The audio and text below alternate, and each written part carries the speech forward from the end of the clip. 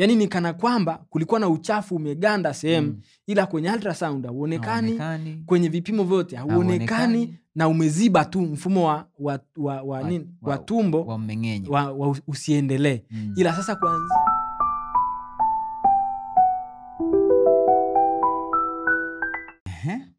baada ya kuwa sasa wamesha kamua tumbo, wametoa uchafu ule, ndipo nikaanza kuwa na njaa ambayo ni kali sana, na nikawa sasa ninahitaji kula mara kwa mara. Na hapo sasa ndipo nikaanza kuagiza chakula, nipewe chakula. Lakini nyuma huko nilikuwa sitaki mazoea kabisa na kitu kinachoingia kwenye tumbo langu. Na jioni ile nakumbuka nikahamishwa wodi. Nikapelekwa wodi ambayo ni ya private. Sio kwa matakwa ya familia, kwa sababu hatukuwa na uwezo wa kulipia wodi ya private.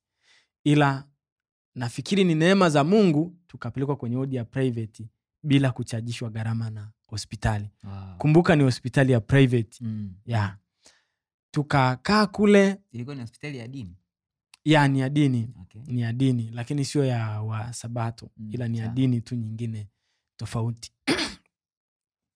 Tukakaa wodini. Siku ya kwanza hatuelewi kinachoendelea. Yani baba ukimuuliza, kwa hiyo wameshaona kitovu kimepasuka, nini kinafuata baada ya hapa? Baba haelewi. Kinachofanyika tu ni kubadilisha, kusafisha kidonda. Na bahati mbaya sasa nikawa sisikii maumivu yote kwenye kidonda. Yani sina maumivu kabisa. Baada ya kuwa nimekamuliwa sina maumivu tena. Kwa baada ya kukamuliwa ukawa unahisi tu njaa sana, lakini hauoni maumivu mengine. Sina maumivu mengine yote. Na ile tu kwamba mikono bado haina nguvu, kwa hiyo kugeuka kitandani, kugeuzwa hivyo. Lakini maumivu nikawa sina kabisa. Hata wanapokuja tu kufanya usafi, kukamua ndio nasikia tu maumivu. Kwingine nilikuwa sisikii maumivu yoyote. Siku ya kwanza, ya pili, ya tatu, ikafika tarehe 7 mwezi wa 6, ndipo sasa bingwa yule anakuja na kumwambia baba, kwa hali halisi inabidi tufanye operation. Tunafanya operation, tunafungua tumbo, tuangalie nini kilichotokea na shida iko wapi. Kumbuka wakati wa hakuna taarifa ya vipimo ambayo inasema kuna shida tumboni. Ila sasa hayo ni maamuzi nafikiri ya kitabibu, kwamba tujue wao wenyewe wanaenda kufanya utafiti kwamba kuna shida gani huko. Maana vipimo sasa havisemi kuna shida gani. Na kipindi chote hicho yule daktari wa kwanza yule aliye direct kwenye hivyo vipimo, ndio alikuwa anawahudumia. Ndio yeye anayetuhudumia wakati huo, sio daktari mwingine. Kwa hiyo tarehe 7 hiyo jioni tukaitisha nyumbani watu wakuja kutoa damu. Kumbuka hali yangu wakati huo sio nzuri. Ninahitaji damu nyingi. Nafikiri damu ilikuwa pia iko chini. Jambo lingine tunamshukuru Mungu ni kwamba familia yetu karibu ukoo wote ni damu ambayo zinafanana, ni group O. Karibu ukoo wote. Kwa hiyo ni kitendo tu cha kusema njooni mtoe damu. Maana baba yangu ana O, mama ana O. Kwa hiyo familia watoto wote tuna O. Lakini sio hivyo tu, babu, bibi na ndugu wengine wote ni O. Ni jambo la ajabu sana la kumshangaa Mungu. Kwa hiyo damu ilipatikana tu kwa urahisi. Tarehe 8 nikawekewa damu chupa 2. Tarehe 9 nikaenda theater ya mwezi wa 6. Nilikaa kule theater, nafikiri niliingizwa, ninachoambiwa ninakumbuka tu muda niliopelekwa, ila muda wa kutoka sijui, kwa sababu sikuwa na utimamu wa akili kutokana na madawa. Kwa hivyo niliingia, nakumbuka ilikuwa mida ya saa 3 asubuhi theater. Lakini wakati ambapo ninaambiwa kwamba sasa tunakuchoma sindano ya usingizi na utalala, nakumbuka ilikuwa saa 4, kwa sababu pale theater kuna taa, kuna saa. Okay. Kwa hiyo nilikuwa niliona muda na ilikuwa tu mbele yangu, kwa hiyo ilikuwa ni rahisi kuiona. Kwa hiyo nikaambiwa tu utalala. Ilikuwa saa 4 kama na dakika 10 na kitu hivi kwenda 20. Nafikiri ilikuwa kwenye 15 kwenda 20.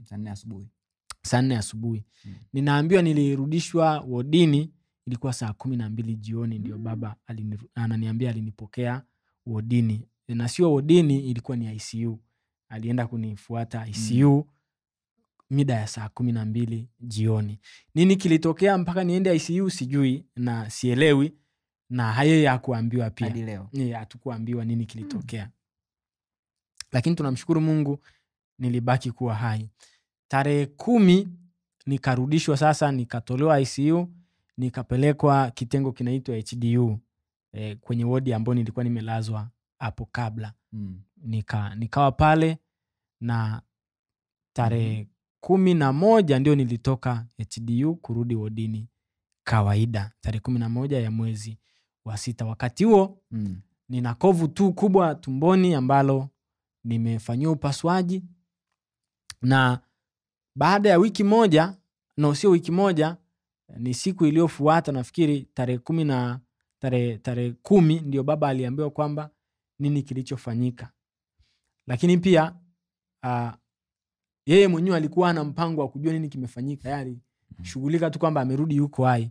Kwa sababu nakumbuka daktari ndio aliyekuja kumwambia, wewe mtoto wako amefanyiwa upasuaji, hujaja hata kuuliza nini kimefanyika, hujauliza hata nini kimekutwa humo ndani, umetulia tu, una amani. Kwa utani hivyo, lakini ndipo sasa akaenda kufuatilia majibu, akaambiwa kilichofanyika ni kwamba tumekuta utumbo mdogo umevimba, kwa hiyo umekatwa sentimita 15 zimeondolewa. Sentimita 15. Ni nusurula hiyo zimeondolewa.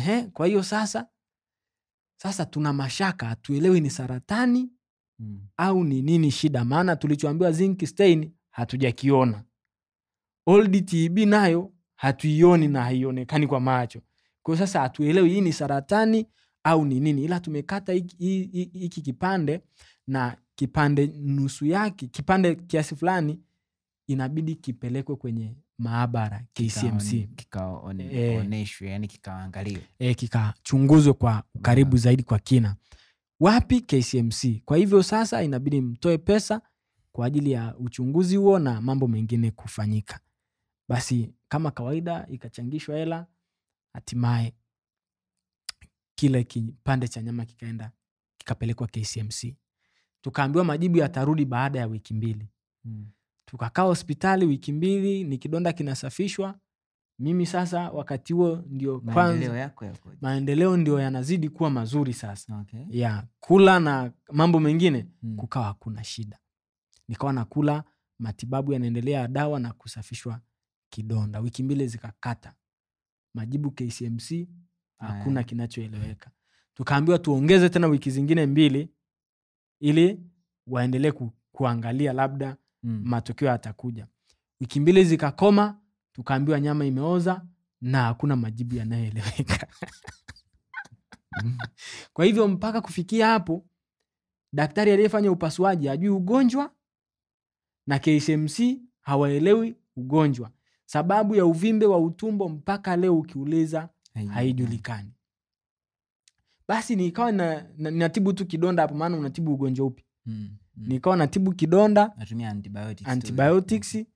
Nimekaa mwezi sasa baada ya upasuaji, nafikiri mwezi na kama wiki 1 hivi, kama sio siku chache. Tarehe 6 mwezi wa 7 nimeshachoka hospitali. Nikamwambia baba, sasa nikwambie kitu. Huko mwezi wa 7 kutoka tarehe 10 mwezi wa 6. Mwezi wa 7 nikamwambia sasa baba. Na hapo shule ilishafungua sasa. Shule imeshafunguliwa hapo, nakumbuka ilifunguliwa tarehe 29 kama sikosei mwezi wa 6. Wakati huo sasa mimi nina moto wa kurudi shule. Nikamwambia baba, sasa hapa kinachohitaji. Sasa ulikuwa unasoma PCB? Nilikuwa nasoma PCB. Nasome ukasolve physics chandi. Sasa hapo nina moto wa kurudi shule. Nikamwambia baba, na hapo sasa ndio wiki 1 tu shule imefunguliwa. Nimemwagiza rafiki yangu ambaye nilikuwa nasoma naye, nikamwambia bwana, wewe utafika shuleni, nafikiri najua nitauliziwa tu. Nikiuliziwa utatoa taarifa hizi, lakini na sisi pia tutatoa taarifa. Kwa hiyo akawa ametangulia. Mimi nikijua wiki 2 tu hapa zimesalia, narudi wapi? Narudi shule. Nikamwambia baba, sasa hapa ili niweze kwenda shule tuombe ruhusa. Maana ninajihisi sina maumivu, ila tu kilichokuwa kinanikwamisha nina ule mfuko wa haja, ule colostomy bag, sawa? Na sasa sehemu iliyowekwa ni kwenye kitovu pale. Kwa Kwa hiyo hicho tu ndio kikawa kinanifanya niendelee kubaki hospitali, maana walituambia ile eneo ambayo tumeliacha wazi tunategemea litafunga. Kwa hiyo kaini hospitali mpaka lifanye nini? Mpaka lifunge. Inafika mwezi wa 7 hakuna matumaini ya kufunga. Nikamwambia baba, tuombe ruhusa hapa, tupewe ruhusa tuende. Kama tutalazimika kurudi hospitali kwa ajili ya uchunguzi na check up, sawa, lakini kukaa hospitali hamna. Tukaomba ruhusa, tukapewa ruhusa. Nakumbuka ilikuwa tarehe 6 ya mwezi wa 7 ndio nilirejea nyumbani. Wakati huo sasa mikono iliyokuwa ni kama kutoka hospitali. Okay. Wakati huo mikono ambayo ilikuwa sasa ni kama imeparalyze, haina nguvu, haifanyi chochote. Saa hizo inafanya vitu tu, haina shida, inabeba kijiko, nguvu inayo, japo sasa sio kwa sana, lakini kiasi fulani. Nilikuwa siwezi kushika simu, wakati huo sasa naweza kushika hata simu na mambo mengine yanaendelea. Kuvaa nguo nilikuwa siwezi, nilikuwa navalishwa, wakati huo sasa naweza kuvaa. Kwa hiyo tumerudi nyumbani, tunaenda hospitali kwa ajili ya kufanyia uchunguzi na kuangaliwa ile sehemu ya kupitishia haja, ile colostrum, sawa. Wiki ya kwanza tukawa tumeambiwa turudi kila baada ya wiki. Wiki kaisha, tukarudi, hakuna matumaini. Mwezi bado hapajaziba. Mwezi unaisha, mwezi wa 7 unaisha. Sasa mimi wazo likanijia, sasa hapa inabidi kwa namna yote tu nihame shule kutoka kule Kilimanjaro nikae karibu hapo, nije Arusha ili niendelee kusoma huko nipo, wakati huo nikiwa naenda hospitali hapa, maana ni karibu. Hayo ndio mawazo niliyokuwa nayo. Nikapiga simu kwa mkuu wa shule. Nikamwambia baba akapiga simu kwa mkuu wa shule. Bwana, ni 1 2 3. Ni yule aliyefanywa hivi na hivi na hivi. Ndio, uhamisho hatutoi.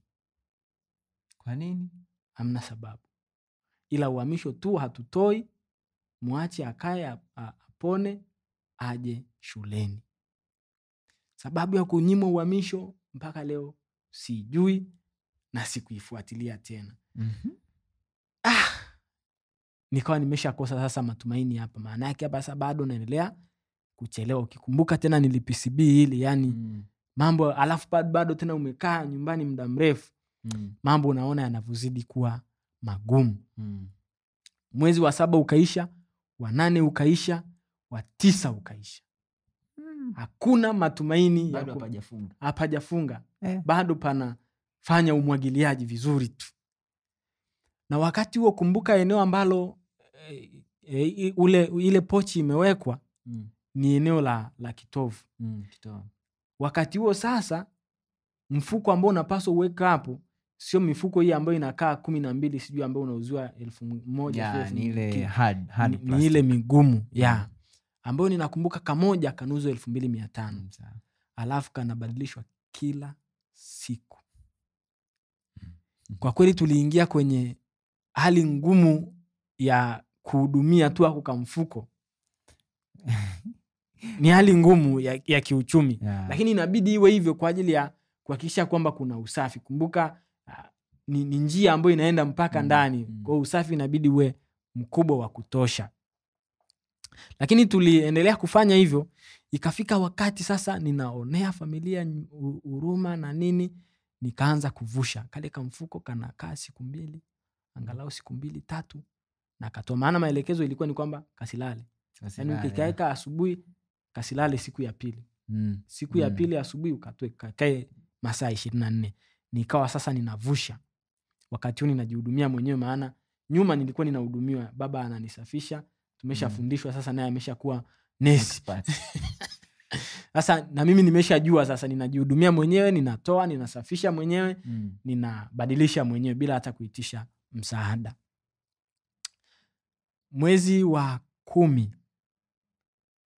kanisa likawa limepanga effort. Mwezi wa 11 kanisa likawa limepanga effort kwenye eneo la kundi. Rafiki yangu ambaye ni mchungaji sasa eneo la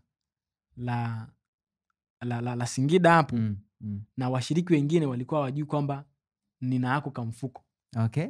Walikuwa wajui kabisa. Maana sikuwa namwambia yeyote. Nilikuwa ni siri yangu na familia. Na ninavaa tu vizuri kawaida, ila hamna mtu anaweza kugundua. Wewe ndio unahubiri? Hapana, nilikuwa sihubiri mimi. Mimi nilikuwa sio mhubiri.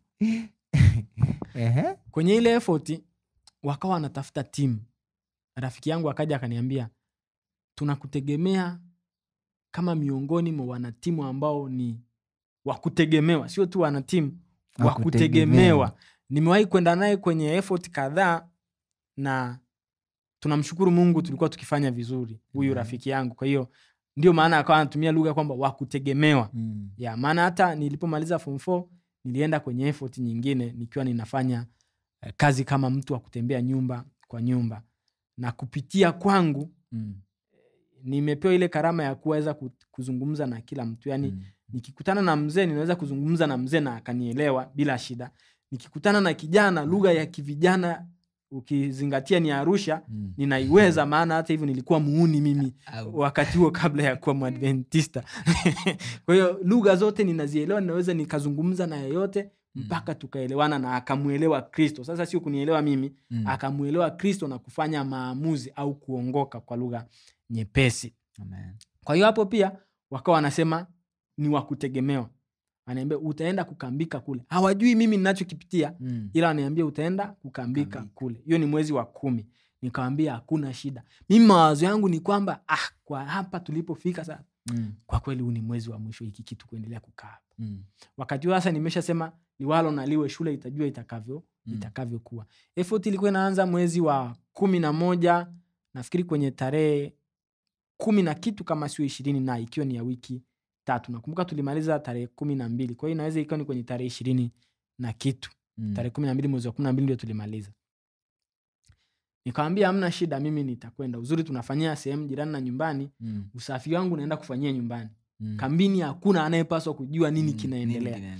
Kwa hiyo nilienda kukambika kambini, ila nguo ziko nyumbani. Kwa hiyo kambini naenda kufanya kazi ya nyumba kwa nyumba ile asubuhi na nini. Kuoga naenda kuoga nyumbani, kufanya usafi naenda kufanya usafi nyumbani, kulala na kuja kulala kambini.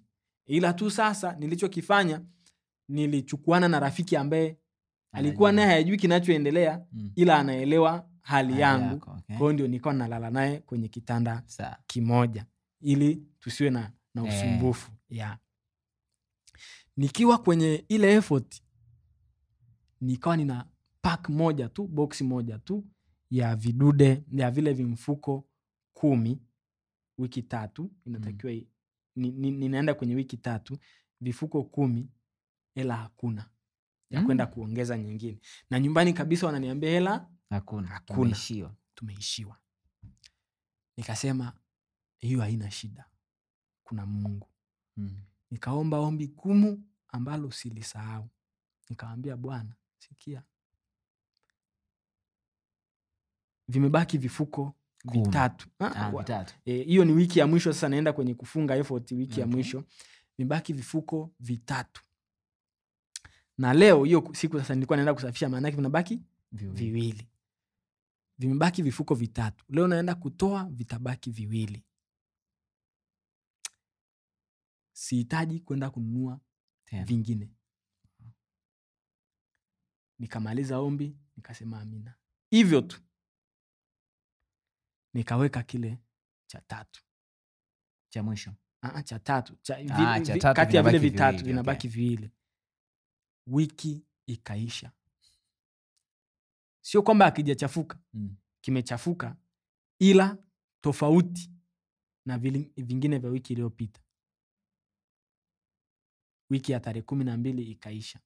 Ikafuata, nikasema sasa hiki kimekaa muda mrefu, nikitoe. Nikaweka cha 2, kikabaki hiki kimoja. Nikamkumbusha Bwana. Nikamwambia, unakumbuka ombi? Sihitaji kununua vingine. Kuna wakati ambapo mtu anaweza akaomba maombi magumu. Niliomba ile ombi, silisahau. Sihitaji kununua vingine. Ninaweka hiki ni cha 2, kinabaki hiki kimoja. Hiyo ni wiki, tunaenda sasa wiki ya 2 ya 3 ya mwezi wa 12. Nikaja mwaka mzima yani. Mwaka mzima mimi nimekuwa na kifuko hicho.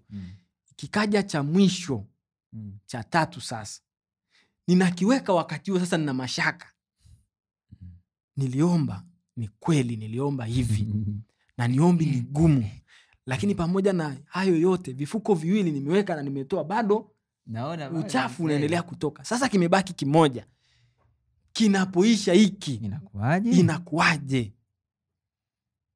Nikawa sina majibu, ila nikabaki kusema nimeomba, hiki ni cha mwisho. Nikakiweka cha mwisho. Nimeweka asubuhi. Kesho asubuhi tarehe 28 hiyo ya mwezi wa 12 na kikagua, kikavu kabisa, hakina chochote. Nikasema labda hii ni miujiza au ni mambo sielewi, ngoja nikiache. Tarehe 29 asubuhi kikavu. Tarehe 30 kikavu. Wow. 31 nikasema hebu ngoja nifungue. Nikafungua, nikaona kwa kweli hakuna uchafu uliotoka. Wow. Nikamshukuru Mungu, nikamwambia mzazi, kaambia Bwana kuna hiki na hiki. Sikuwaambia nilichokiomba, ila nikamwambia tu kuna hiki na hiki kimetokea. Basi ile ilikuwa tarehe 31 ya mwezi wa 12. Nikaondoka nikaenda kwenye duka la dawa, nikanunua gozi, nikanunua na iodine tincture, dawa ile ya kusafishia. Nikawa sasa ninasafisha mwenyewe pale, kwa sababu bado sio kwamba kilikuwa kimekauka, kwa sababu bado pale kuna ubichi na wekundu bado. Kwa hiyo nikawa naendelea kusafisha mwenyewe. Wiki ikakata, hali ikawa imeisha. Kwa hiyo siku moja kabla mwaka 2021 haujaingia, ilikuwa ni siku ya historia ya. Na nikurudishe nyuma kidogo, tarehe 31 ya mwezi wa 12 ya mwaka 2019 kuingia mwaka 2020, siku hiyo tukiwa na maombi ya kukaribisha mwaka, alipangwa mtu kwa ajili ya somo kanisani. Tukafika kanisani, imefika saa 11, saa 12 tunaenda kuanza ibada, yule mtu hayupo. Mzee wa kanisa akanikamata akaniambia, Mungara, sikia, tunakuelewa, shika somo, endesha somo, muda unaisha. Nikamwomba Mungu akanisaidia, nikapata ujumbe. Ile siku ninakumbuka nilihubiri habari ya ahadi za Bwana juu ya afya. Amen. Amen. Mengi nilikuwa nikigusia habari ya Bwana, ulinzi na ahadi zake juu ya afya. Cha ajabu, mwanzo wa mwezi wa kwanza wa 2020 ndio nilianza kuugua. Na ugonjwa uliodumu mwaka mzima. Wakati huo mimi ndio niliyezungumza na kuhubiri habari ya ahadi ya Bwana juu ya nini? Ya afya na ulinzi wake. Wow. Mwaka mzima nikaingia kwenye kinyang'anyiro cha kufundishwa habari ya kumtegemea Bwana wakati bado ukiwa ni nani? Ni mgonjwa. Kwa hiyo tarehe 31 ya mwezi wa 12 ya mwaka 2020 ninarudi hospitali, ninarudi kanisani kumshukuru Mungu kumaliza mwaka, lakini nikiwa na shukurani tena ya ziada kwa sababu sasa nimepona kamili. Wow. Yaani nimetembea na ahadi ya afya ya mwaka mzima, ninaenda kushukuru kwamba nimelindwa kwa siku moja. Hii ndio habari njema ambayo ninamshukuru Mungu kwayo. Kabla hatujamaliza tarehe 31, nini kilifuata? Nini kilifuata baada ya tarehe 31? Baada ya tarehe 31 sasa hapo umeanza kujisafisha na baada ya wiki moja hali yako ikarudi au mambo yakakaje? Yaani kuanzia nimefanyiwa upasuaji sikuwa na shida yoyote tena ya kiafya. Okay. Nilikuwa vizuri kabisa, na tarehe 31 hii bado mwili wangu ulikuwa mzuri, afya yangu imerudi. Nilikuwa kweli nimekonda sana, lakini ninashangaa tu kwamba zile picha zilikuja zikapotea, maana nilipiga picha ambazo kiukweli nilikuwa kiumbe wa ajabu. Huwa ninasema ni skeleton iliyovalishwa ngozi, ndio ninavyoiita ile picha, kwa sababu nilikuwa sura ya ajabu. Kichwa kilikuwa kikubwa kuliko mwili, yani nywele zikawa laini kama za mtoto. Nilikuwa wa ajabu. Nakumbuka siku nimetoka hospitali ile tarehe 6 mwezi wa 7, tarehe 7 nikiwa nyumbani pale nimeosha kichwa. Mtoto fulani akaja akasema, akaja akaniona, akaenda kumwambia mama yake, jamani, nimezipenda nywele za kaka fulani. Kwa nini? Ni nzuri, ni wa kike yule mtoto. Ni nzuri, yani ni laini sana. Akaambia huo ni ugonjwa, nywele zake za kawaida. Yeah. Sasa kuanzia pale, baada ya kuwa nimenyoa zile nywele, hakukuwa na hali hiyo tena. Tarehe 31 ile nimekaa vizuri, nimepona, nimemshukuru Bwana. Wiki moja baadaye nikaanza kufanya mchakato wa kurudi shule. Kwa hiyo sasa hapo nikapiga tena simu shuleni. Nakumbuka nilipiga mwenyewe simu nikimuuliza mkuu wa shule anipe maelekezo. Hapo wenzio wanaelekea kumaliza. Wenzangu wanaelekea kumaliza sasa. Anipatie maelekezo. Na hapo sasa nimeshakubali kwamba ninaenda kurudi form 5. Na sasa hapo ninaomba tu maelekezo nifanye nini ili kusudi niweze kuanza masomo. Na kuhusiana na masuala ya ada. Jambo ambalo ninakumbuka alikuja akanigeuka ni swala la ada. Nikimaliza ninapoenda muhula wa pili wa form 5 ule mwaka 2020 nilikuwa nimemaliza ada, sidaiwi chochote kabisa na ile shule.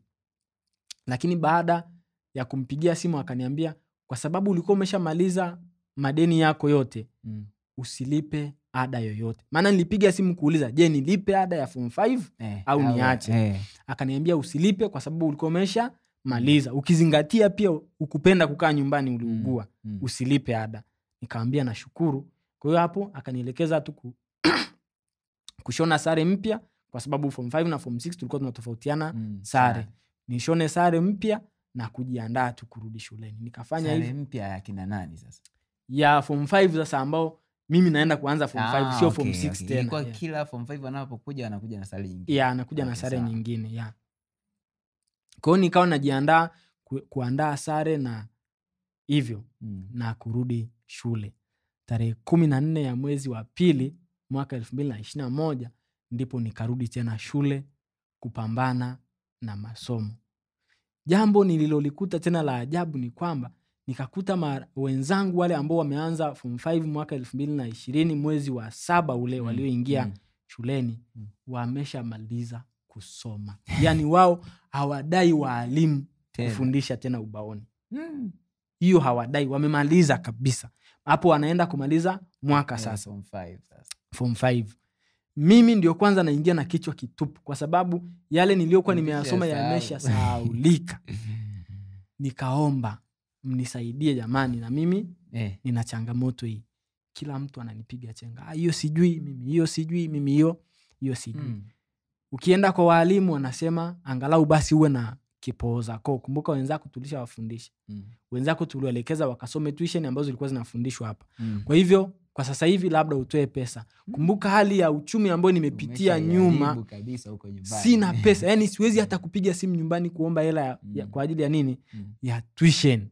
Nikasema hapa mbingu na mimi na mbingu. Kwa hiyo nikaanza kujisomea mwenyewe bila kufundishwa. Nikasoma mwenyewe, nikapata 0 tu za kutosha, kwa sababu nilikuwa sina kitu nilichonacho kichwani. Kwa mitihani nilipata 0 sana. Ninamshukuru Mungu, mtihani wa mwisho nilifaulu vizuri mpaka leo. Huwa ninasema ingekuwa sio Mungu nisingelikuwa hapa nilipofika. Amen. Na sasa upo wapi? Labda uambie. Na sasa nipo chuo kikuu cha St. John's University of Tanzania.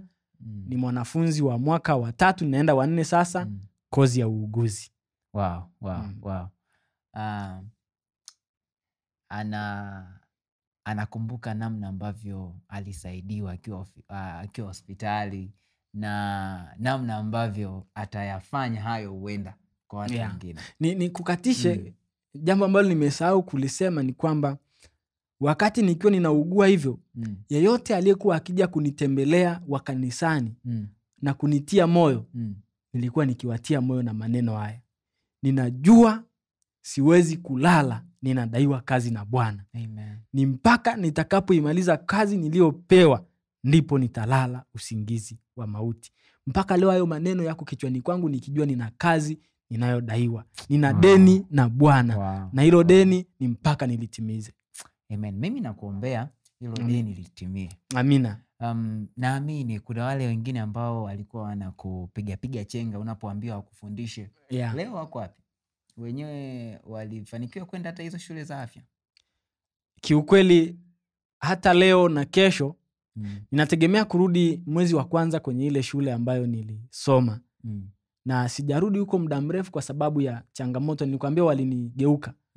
Baadaye walikuja wakanidai ile ada ambayo sikuwa ile ya form 5 ya walikuja wakanidai. Kwa hiyo sasa nilifanya mazungumzo nao na kukumbusha, lakini wakagoma kabisa. Kwa maana yake haukufanikiwa kuchukua ile. Kwa hiyo sikuchukua cheti mpaka leo kwa sababu ninadaiwa. Okay. Na wakati huo uwezo wa kifedha sikuwa nao tena wa kwenda kukomboa cheti. Kwa hiyo nategemea kurudi mwezi wa kwanza kwa ajili ya kwenda kukomboa cheti. Niliporudi nakumbuka nilirudi kule mwezi ilikuwa wa 10 mwaka 2020, mwezi wa 9 mwaka 2022 kwa ajili ya kwenda kuomba ile result slip.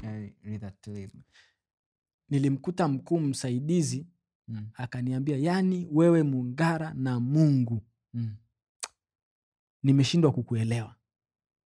Kwa sababu tu ambaye nilirudia naye ule mwaka alipata 0. Yani yeye alinitangulia shuleni ila tulirudia naye mwaka huo alipata division 0.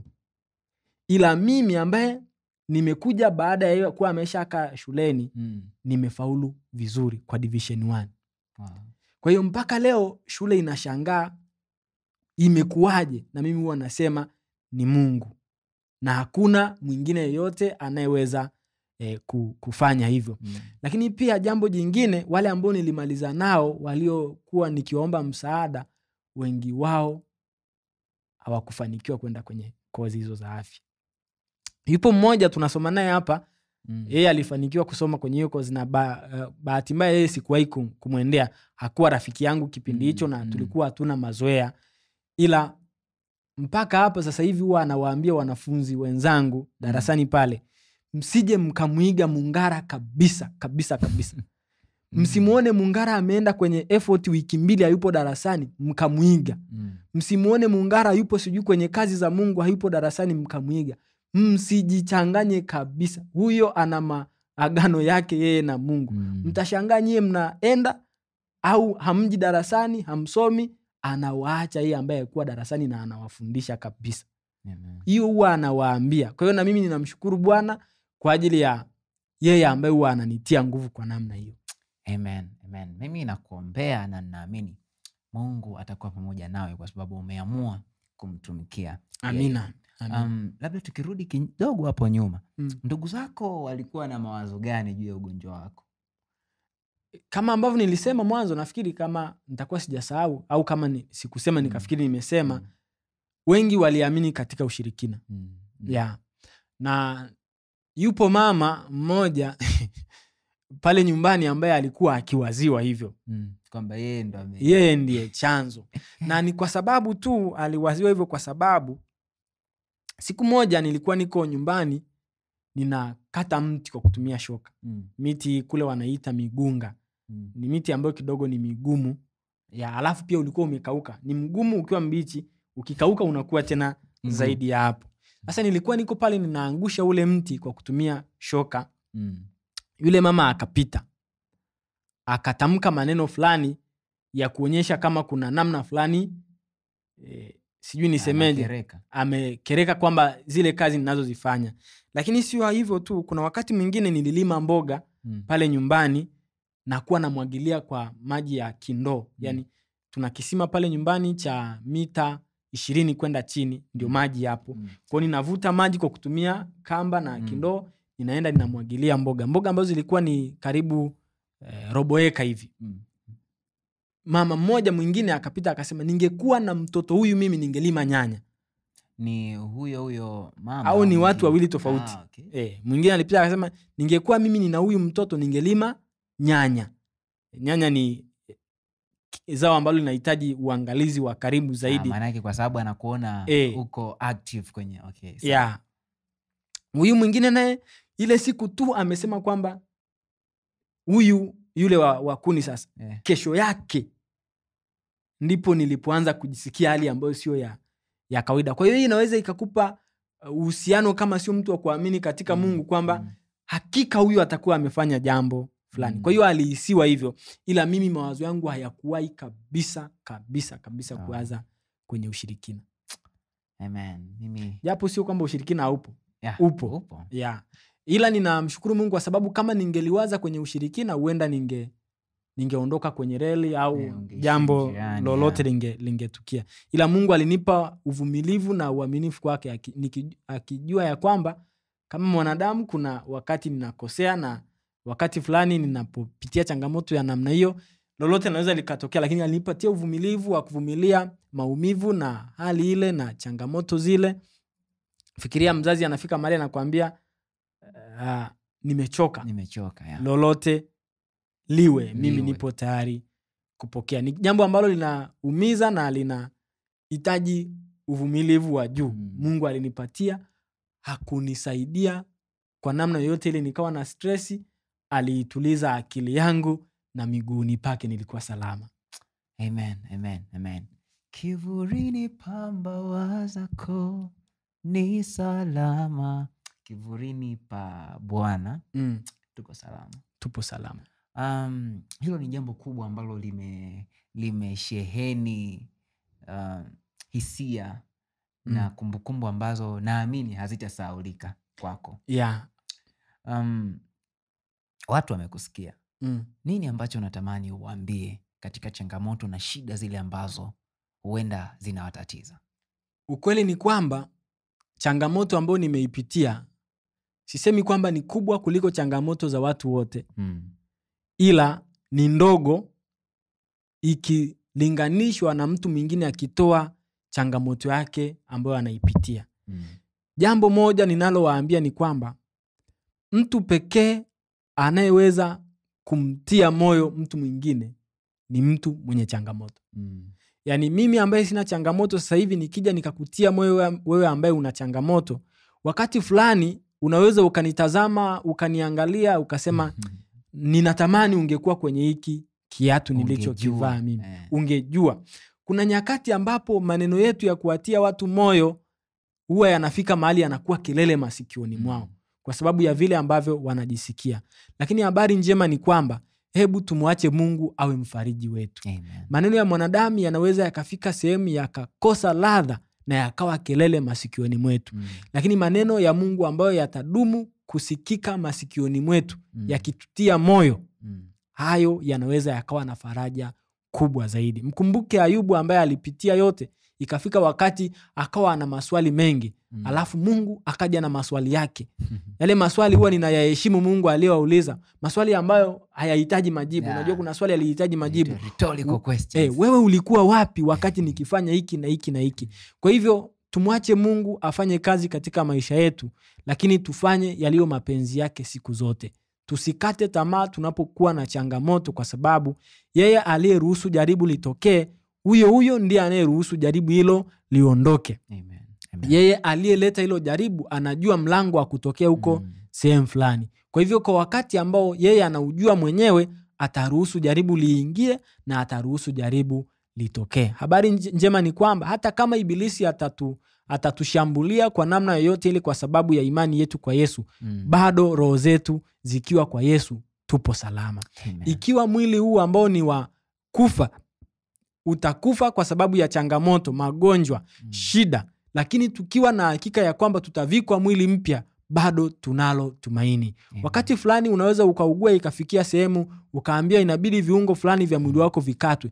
Kuwa na tumaini, kwa sababu tunaahidiwa ya kwamba baada ya dhiki za dunia hii, wakati ambapo wakufa utavikwa kutokufa na huu kuharibika utakapovikwa kutokuharibika, kilema na kiwete atarukaruka kama kulungu. Hiyo ni habari njema ya kwamba hata kama miili yetu itadhoofika kiasi gani, ikiwa tunatumaini katika yeye ajaye, bado tutakuwa na afya nzuri ya kiroho. Kwa hivyo tusiondoe macho yetu kumtazama Yesu katika changamoto zetu zote. Hebu tuutazame msalaba. Tutazame Yesu ambaye maumivu aliyoyapitia hakuna mwanadamu amewahi kuyapitia kwenye ulimwengu. Hayupo na hato kuwepo ila Yesu peke yake. Kama yeye alishinda, ameahidi kutushindia. Amen, amen, amen. Ubarikiwe sana. Amina. Kamkala, nimebarikiwa sana na namna ambavyo umetoa historia hiyo ya maisha, hasa katika kile kitu ambacho kikubwa Mungu amekufanyia katika maisha yako. Amina. Basi Sisi hatuna la ziada na sehemu ya kwanza, na naamini ulisikiliza vizuri, na ikiwa haukufanikiwa kuisikiliza basi angalia katika link hapa chini, lakini pia unaweza kaangalia katika video tulioipost Alhamisi iliyopita. Mungu akubariki sana. Ulikuwa na mimi Baraka Tosi na Bwana David Mongara, na katika ushuhuda wake huo anatusii tudumu kumtumaini Mungu. Amina.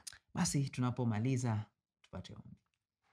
Tunakushukuru Baba yetu mwema na Mungu mwaminifu kwa mengi ambayo umetupitisha katika maisha haya. Tunakushukuru kwa sababu ya vile ambavyo umeendelea kututegemeza.